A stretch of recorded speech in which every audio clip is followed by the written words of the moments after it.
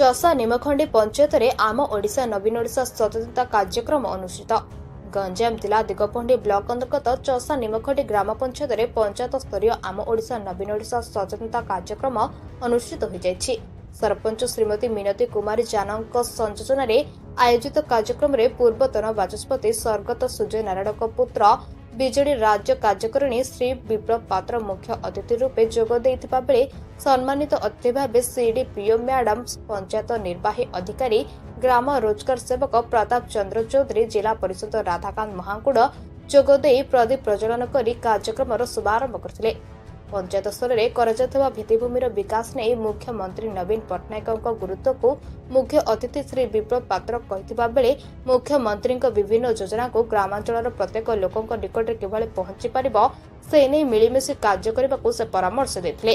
पंचायत निर्वाही अधिकारी शिविर में जगन्नाथ संस्कृतिर संरक्षण, धार्मिक स्थल रूपांतरीकरण, महिला सशक्तिकरण और बैंकिंग भित्तिभूमिर विकास आदि योजना सह विभिन्न कल्याणकारी योजना विषय सचेतनता कर मंच परिचालन रे आयोजित एही कार्यक्रम रे पंचायतर भित्तिभूमि विकासनी कर समाज मंगल कार्यगुड़िक एलसीडी पर्दा माध्यम रे पंचायतर विकास साधारण रे प्रदर्शन सह प्रमुख व्यक्तित्व को उपढौकन सह मानपत्र प्रदान करी संबोधित करथिला।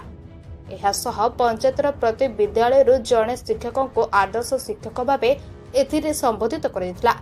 पंचायत स्तर में आयोजित होइथिबा कार्यक्रम सरपंच प्रतिनिधि रविचंद्र गौड़, समिति सभ्य प्रतिनिधि ममता मल्लिक, नायब सरपंच राजेंद्र बदतीय, बीजेडी ब्लॉक कार्यकारिणी सदस्य एस हरिश्चंद्र पात्र, समस्त सरपंच और समिति सभ्य, वार्ड मेंबर, युवगोष्ठी, ग्रामवासी सह पंचायतर समस्त अंगनवाड़ी कर्मी समूह उपस्थित रही नवीन ओडिशा सचेतनता कार्यक्रम परिचालन में सहयोग करथिले। गंजाम रिपोर्ट सम्राट न्यूज। मिनती कुमारी जानी चसा निमखंडी ग्राम पंचायत सरपंच आमर ये जो सरकार राज्य सरकार नवीन सरकार कार्यक्रम थिला आम ओडिशा नवीन ओडिशा ये जो आम ओडिशा नवीन ओडिशा कार्यक्रम माध्यम आम लोक मानू किपरि जहाँ जहाँ आमर सरकार जो किसी उन्नतिमूलक योजना से गुड़ाक से लोक मान उपलब्ध करवा आमर ये प्रोग्राम योजना आमर प्राय 1500 खंडे लोक थे लोक मैंने तो मैंने देखने लगुच फेस एक्सप्रेशन से बहुत खुशी अच्छा। राधाकांत महाकुड़ 25 नंबर जोन जिला परिषद आज जो कार्यक्रम नवीन ओडिशा आम ओडिशा प्रत्येक पंचायत ओडिशार सबु पंचायत यही कार्यक्रम जारी रही कारण नवीन सरकार जो योजना सब अच्छी विभिन्न प्रकार योजना जेते सब योजना अच्छी से योजना सबू लोकों सम्मुख कह जाफल कि समस्ते ये योजना माध्यम शुणुंट से केमती बेनिफिट पाइबे मरण जो जन्म ठार मृत्यु पर्यंत जेते सब योजना अच्छी सब योजना को आम मीटिंग माध्यम रिलेटेड सबू विभाग तरफ से माध्यम लोक मध्य पहुँचा जाऊँगी तेणु ये योजना को कार्यकारी करने नवीन ओडिशार ये कार्यक्रम जारी रही।